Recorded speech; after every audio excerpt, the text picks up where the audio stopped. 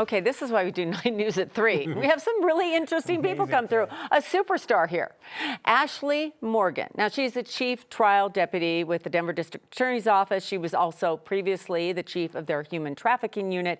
But here she is today talking about something entirely different, about her win in the National Masters Swimming Meet in North Carolina. First, I think we just need to say that it's a shame you haven't lived up to your potential in life. It's too bad, man. I'm not sure. Maybe someday you'll figure out what you want to do and how aggressively you want to go after it. No, seriously, congratulations. That is amazing. Tell us about the swim meet. Yeah, thank you very much. So I swam in the Masters Championships last weekend in North Carolina. I swam 6 different races, and I had the opportunity to win all 6 of them. Opportunity, or did you dominate? Yeah, I actually set a national record in the 100-yard IM, which was great. Yeah, thank you. Oh. And I'm actually going very close to the times that I went in college and in high school, which is amazing because I used to swim 35 hours a week, and now I'm only going a few times a week for about 45 minutes of practice. That is one of the things I was going to ask you, because like when you're at that age, you have all the time in the world to train. You kind of have this job here that's sort of important. I don't know, but consumes a lot of time, and you're going up against, what, 18-year-olds in this race? So in my age group, I won for the 40 to 44, but in my 100 IM, I did win the meet outright and beat every woman at the meet from 18 until there were some people who were in their 90s that competed at the meet. I mean, that's awesome. Come on, wait a minute. So none of us are. This is the most. This is mind blowing. None of us are as young as we were when we were in college. But to keep up that kind of athletic pace, I struggled to keep working out 5 days a week. Yeah. But what kind of workouts do you do to stay in shape like that? So I'm 42, so I don't feel like I need to hide that. I'm 42 years old, and when I was in college, swam a lot. I stopped swimming for approximately 20 years, and I played ultimate frisbee. And so that's a very fast sport. You're running a lot. I actually had the opportunity to travel the world. I won a national title and world championship with frisbee as well.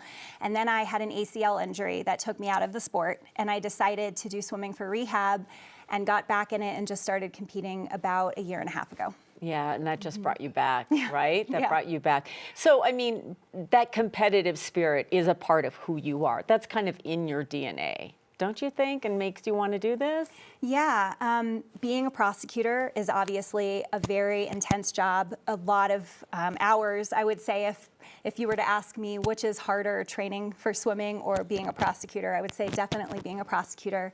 It is a very all-consuming job, and you get into the arena of a trial, and you get those adrenaline rushes, and it's really important that you can perform. But at the end of the day, it's also a very heavy job. We care so much about the community and victims, and even our defendants and their rights. We just want to make sure that we're doing the job and doing it well. So I'm already getting kind of that competitive, not really competitive, but the adrenaline rush and the pressure.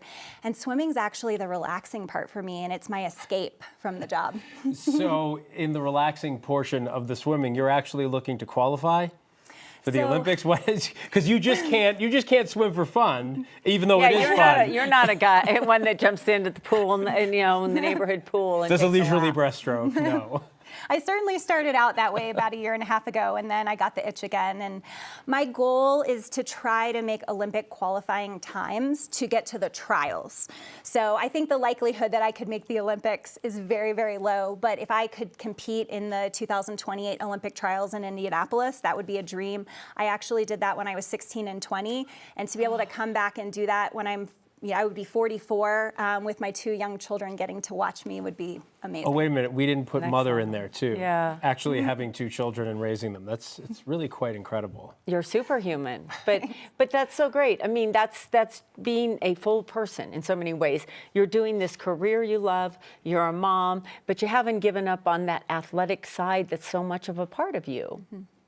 Yeah, I mean, I think a lot of people, when they get older, they say, oh, I really can't do this anymore, my body can't do this. And to be honest, when I started swimming again, I never thought I could get anywhere near my times. But I think we're really starting to prove that that's just not true. There's a woman, Gabby Rose, who actually finaled at the Olympic trials at the age of 46 at the last Olympic trials. And I think that women in particular are showing that we are strong and can do amazing things even into our midlife. Midlife.